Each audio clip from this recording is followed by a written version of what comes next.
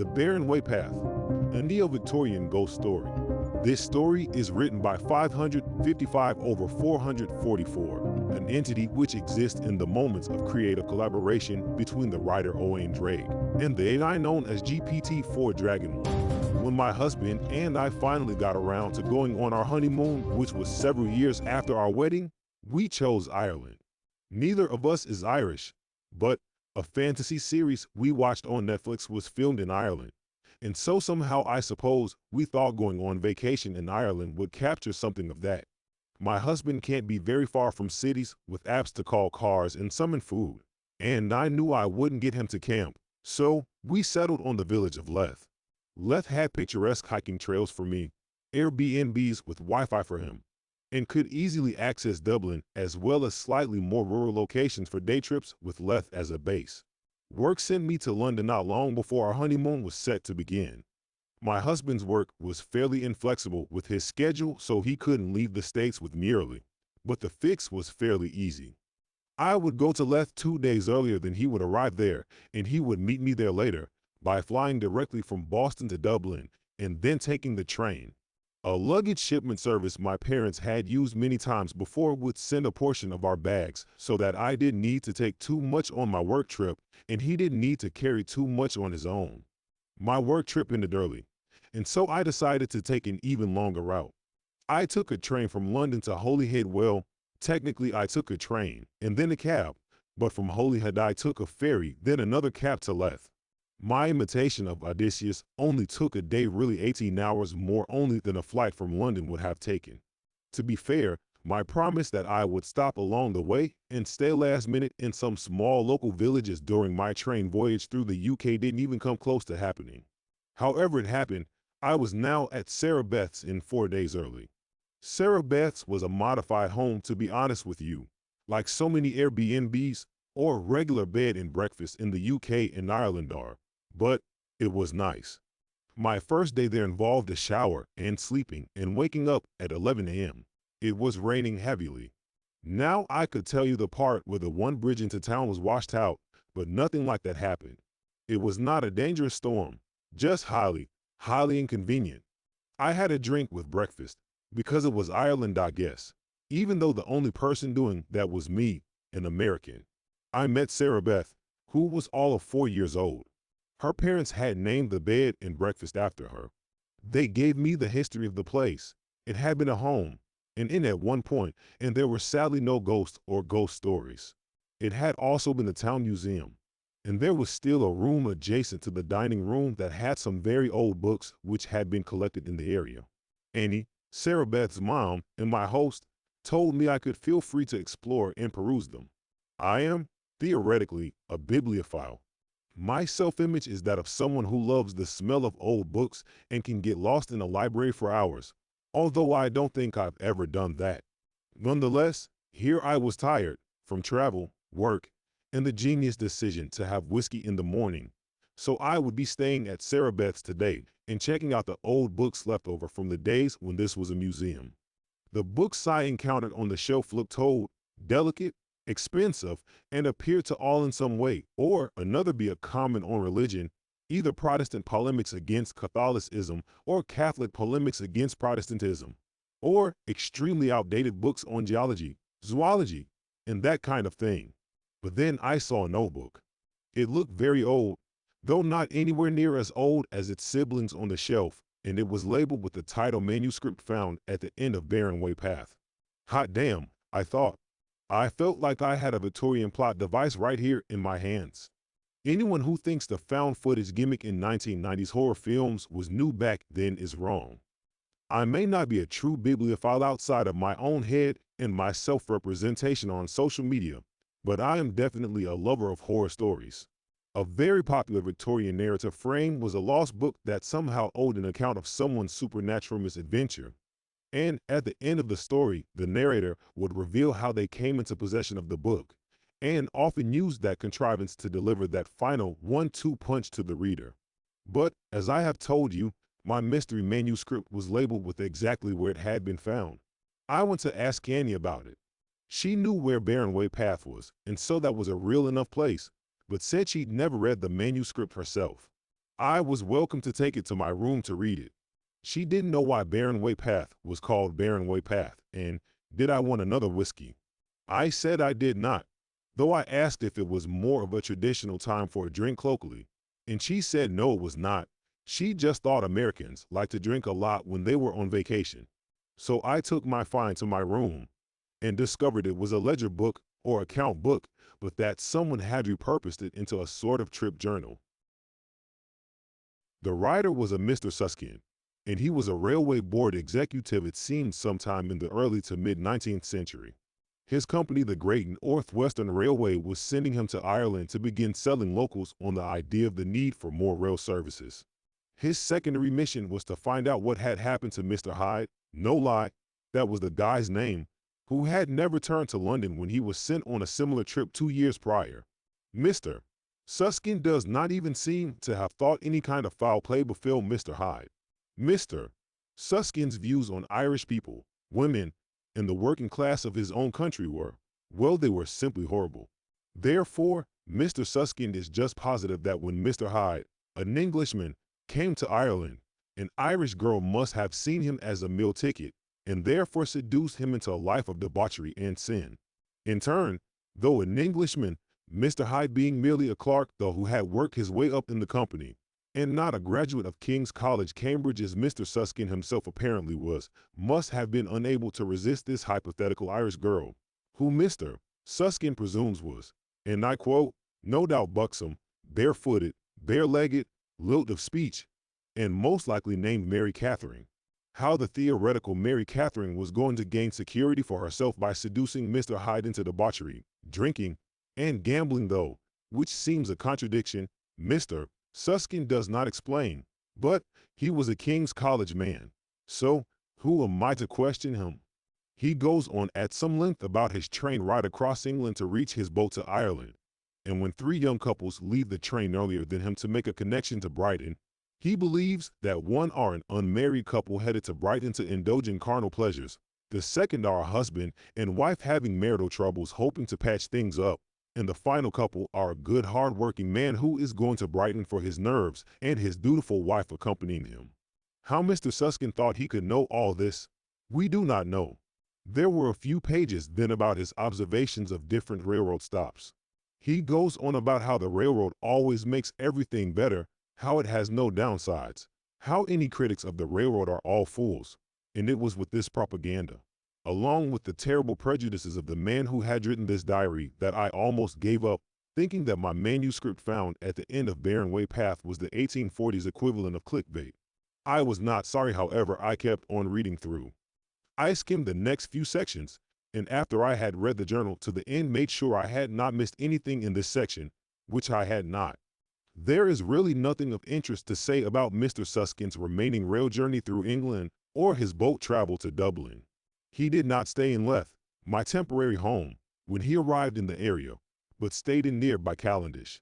He then goes through the local villages one by one, preaching of the great modernizing effects of the railroad, and writes there were some people who cheered what he said, others who snarled at what he said, and a vast majority of people in the local villages, including Leith when he did visit here, who could have cared less.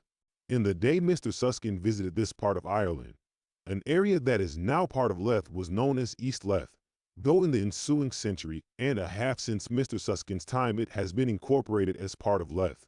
However, in these times Mr. Susskind finds that when he went through East Leith talking about the railroad, he was met continually with one response. Whatever a one Father Anthony would advise, the people would support. This Father Anthony was not the priest of the town church, it seemed, but rather a semi-retired priest who was overseeing clerical and administrative matters for the church in his later years, and yet was also the de facto mayor of the town in a sense. If a single visit to Father Anthony was what Mr. Susskind needed to persuade the people of East Leith to support the expansion of the railroad, then so be it. It was not hard to obtain directions to the priest's home. He lived in a house that could be reached one of two ways. One could enter the old wood north of the village on a trail called, not very originally, Priest's Path, or a shorter trail which my reader will have already guessed is Barren Way Path. It is here that Mr. Susskind, at least claims, to begin to render bits of conversation he has with others in great detail. Whether Mr. Susskind, a man who it seems was greatly subject to prejudices, suppositions, and assumptions. Did truly accurately transcribe his conversations with others as faithfully as he claims? I do not know. I can only promise that where relevant portions of reported dialogue were in his manuscript, I have rendered them word for word here. To the matter at hand, the very first such claim to perfect transcription Mr. Susskind makes is when he notes why he is told he must take the priest's path rather than Barren Way Path. He is told by the bootblack at the local inn that you will not want to be taking the Barren Way, for if you do, you will encounter a man who walks. But who should not be walking? He should be sleeping, but he walks nonetheless. Mr. Susskind took this to mean a ghost or a spook of some sort, which the locals seem to want to refer to only euphemistically, similarly perhaps to the habit the Irish and Welsh of the time had of referring to the fairies as the good people or other similar things, in hopes of not angering those beings and incurring their wrath. But Mr. Susskind, in his cosmology, firstly did not believe in ghosts, and secondly tells us that if there was a ghost on the Barren Way Path, it might be the one doing the frightening when it haunts one of the locals, but if it encountered him it would be Mr. Susskind who would put fear into the ghost. Mr. Susskind does not explain why, but it seems in his mind if a ghost encounters a living man, who was an Englishman, a graduate of King's College, and an Anglican to boot, it should be the ghost who was afraid, not the man. And so with ghosts an on thing to him, and the Barren Way Path being the more expedient way to the priest's house, our not so enlightened Mr. Susskind set out the following morning from the village down the path he was told not to take. The trail was named for the fact that it was nothing but dirt. No trees grew anywhere near the path, no grasses came up through the earth of it, and the animals seemed to make their sounds only from the further trees which were all away from the trail. Mr. Susskind reports it was excellent going, of course only because it was and had been dry, as most likely after a rain this trail would have been terrible. But as things were it was pleasant. Mr. Susskind is apparently also an expert in geology because he can tell from his eyes alone that a metallic core vein of some kind must be below, which is why the plants do not grow. And there must be some metallic smell in the soil the animals can detect which keeps them away. Mr. Susskind is not only confident of his theory, but also the barrenness for which the trail was named he assumes led the locals to dream up an explanation involving a ghost whose presence causes all life to recoil. He was sure there was probably more to the story about who the ghost was supposed to be, and in fact very likely this Father Anthony would be the one to ask. Mr. Susskind once or twice heard a sound like a foot fall behind him, and when he turned nothing was there, though he thought he saw a darting gray liquescence moving off in the opposite direction of his gaze.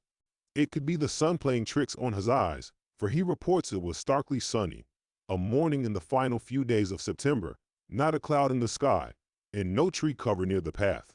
If it is not an optical illusion, he guesses it was one of the locals whose prime motivation in life would be to make mischief for him. And then he puts forth some more statements about non-English persons and breeding that I will not copy here. And then, after ignoring the sound a few times, that is the sound which either was or bore a similarity to footfalls, he turned around once, and again, saw nothing. This time he surveyed the trail behind him more carefully for a few moments and returned his gaze forward again. There was apparently at least one tree which did grow on Barren Way Path, and when Mr. Susskind put his eyes forward again he realized he had almost walked straight into the gray bark of one of its low-hanging branches. It had a terrible smell to it, like the rear alley behind a butcher's. His eyes, again, to the extreme brightness of the sun, took a moment to adjust. No, not a tree. A face. A skull, but with paper-thin gray skin and spots stretched over the surface, no eyes, but wild intense biting motions of the toothy mouth as if trying to speak, but no words came. Mr. Susskind began to run wildly and did not stop, and it was only when he came to the priest's house, or he assumed it was, for it matched the description, that he realized he had run forward and not back, though he thought he had been headed to the village. He pounded wildly on the door, and only when an older man, who though not in priest's clothes, but who must be Father Anthony, answered the door, did it even occur to him of how his appearance and behavior might appear to Father Anthony. Mr. Susskind was relieved however of any need for explanations, when Father Anthony said, "Oh God, you've seen him." Father Anthony showed Mr. Susskind into a second-floor room which must have been a study, and suggested a strong drink to Mr. Susskind, but Ali would not pour it for him, only pointed to where the decanter and glasses were and allowed Mr. Susskind to serve himself. Father Anthony opened the window in the room only slightly, to let in some air, though Mr. Susskind notes his nerves were still so rattled he thought Father Anthony was in another part of the room when he heard the window raised. Mr. Susskind stammered a short version of his tale, and Father Anthony suggested once Mr. Susskind collected his nerves a bit, he could offer Mr. Susskind an explanation of sorts, and he assured him whatever that was he had seen, which Father Anthony called Thomas, of all things, would not hurt him and could most definitely not come to this house. Mr. Susskind, now somewhat more composed, identified himself as a man come to discuss the railroads, and it seemed Father Anthony had heard he was in the area and was expecting him. Mr. Susskind asked for a quarter of an hour to write down everything which has just been related to you, in hopes he would gather his thoughts, and indeed this section of the manuscript is in a jittery and wild hand. The handwriting then changes again, not back to Mr. Susskind's original admirable penmanship, but to a sluggish, slow writing, as if written by one greatly fatigued or hopeless and resigned. And what that portion of the penmanship said is this: Father Anthony politely knocked at the door of the study, and when he was sure Mr. Susskind was finished writing, took a seat opposite Mr. Susskind and spoke now to his guest in a calm and measured tone. You saw Thomas. And do not trouble yourself much in worrying for the world on the reality of ghosts or revenants. Despite the tales, I think most of the dead are in heaven or hell. No, he is a rarity, I would say. The dead cannot walk just because of some unfinished business or irregularity of burial. I should say the unique circumstances which led to him being out there have not happened many other times in the course of history, and perhaps only the once with him. As I was saying, Thomas was a peasant lad who must have lived, I suppose around 1630-something. There is nothing remarkable about him, other than that he was the son of a woman named Agnes who was a witch, or a wise woman, or a keeper of the old ways, depending on who you ask. That is not to say she was not a Christian, though perhaps she was not, but there certainly were still people at that date who had practices of more than one faith, Protestant, Catholic, and even the old pagan beliefs. Agnes does not have much bearing on Thomas's story, other than to say some knowledge of those old ways was apparently imparted to him, though he only ever invoked the old pagan charms if he was in great duress or fear, and people would hear him mutter an imperfect and partial version of one of Agnes's incantations. His nerves revived slightly. Mr. Susskind now broke in on his host's recounting of Thomas's history. Let me guess. The villagers took it upon themselves to execute Thomas as a witch or some such nonsense, and the foul deed took place right out there, on Barren Way Path. Oh heavens, not at all. My dear sir, your supposition is not even close to correct, said Father Anthony with a wide grin, as if he was pleased with how wrong Mr. Susskind's guess was, such that the next part of his story would be all the more delicious. This house was then a priest's home as well. The man that lived there at that time called himself Father Martin. Now Father Martin was a highly learned man. He had studied in Dublin, in England, and even in Rome. They say he was quite travelled in his youth, India, Egypt. Lots of places. Like many erudite Christian men at the time, Father Martin was known to dabble in the practices of King Solomon, namely, the invocation of demons and angels and that sort of thing. Ah, so this Father Martin was a wayward priest then? Not at all. You see, Father Martin, like many Christian men of the day, had not forgotten that man is the most beloved of all God's creations. The angels, fallen and not, are to bow to man. Do you know the Mohammedans remember that part better than most of Christendom remembers? Satan fell because he would not bow to man when Allah ordered him to. So you see, the only danger in the summoning and controlling of angelic beings, heavenly or those cast out, would come if the summoner lacked the will and intelligence to command them. But these were not concerns in any way with Father Martin, not at all. He was binding the infernal and supernal forces to his will, and as far as God is concerned, though we have forgotten this, that is exactly the position of power he placed man in. Father Anthony waited for another question or supposition from Mr. Suskind, but it didn't come, and so Father Anthony continued his story. You see, Father Martin learned enough in time from those powers he called on to command nature and creation to a degree, and eventually to do so without their aid. He learned, too, that for him, death need not be a thing. Now as to what manner of thing Father Martin turned himself into, lich, vampire, I don't think the world of stories and tales has a name for it. I can tell you, that most of the year, he lived as any other man, only that he was ageless and invulnerable, but sometimes, around the end of September, yes, about now, Father Martin would become, well, one might say a shade intangible, but only during the day. At night, he would become flesh and blood once more.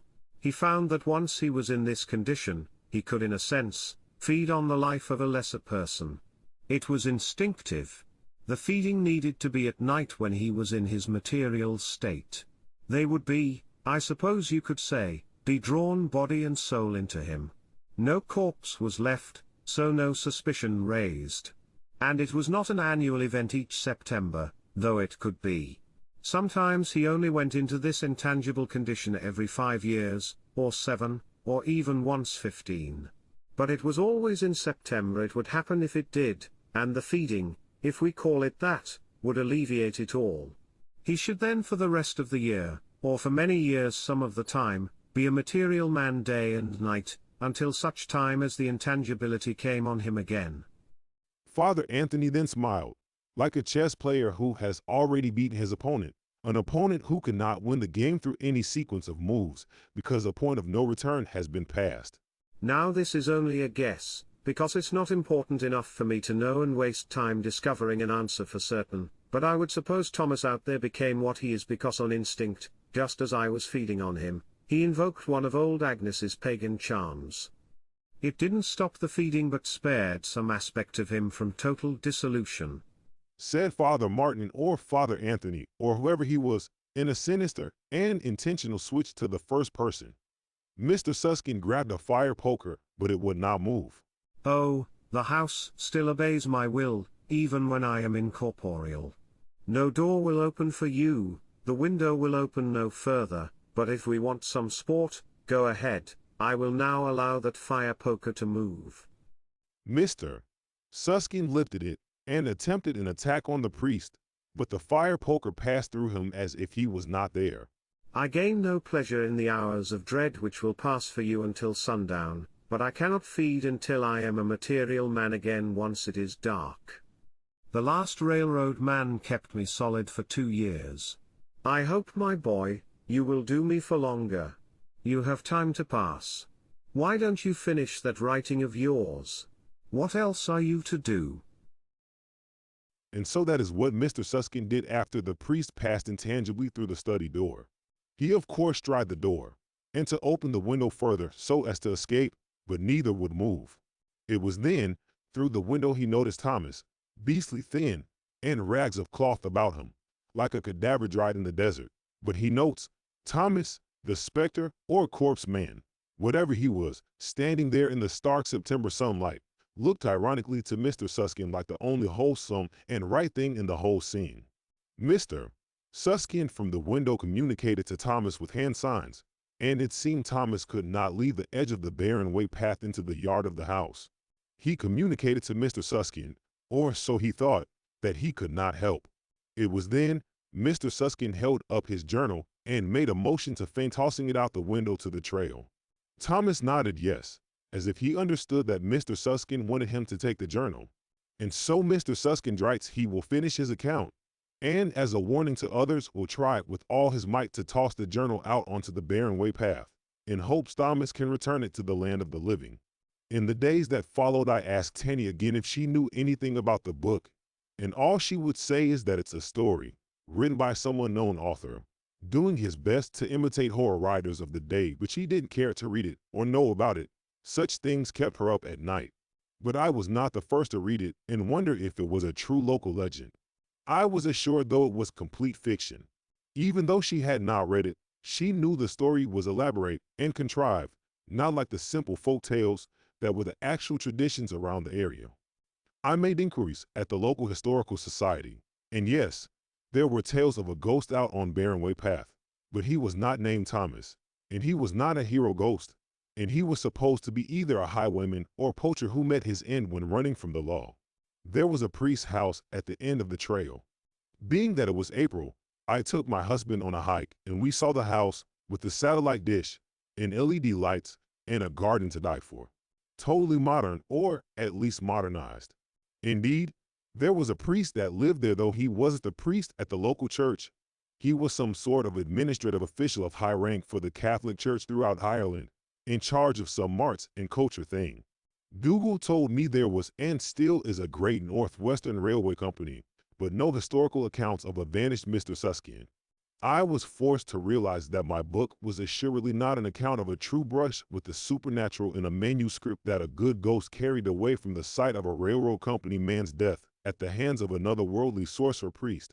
It was a story someone had written 150 or, for all I knew, 50 years ago, inspired loosely by things they encountered on a visit to the area. I wanted to hold on to the idea that it was true, but a 500-year-old lich priest surely couldn't dwell in a house so modern and nice. In fact, it was a really nice house for a man of the cloth.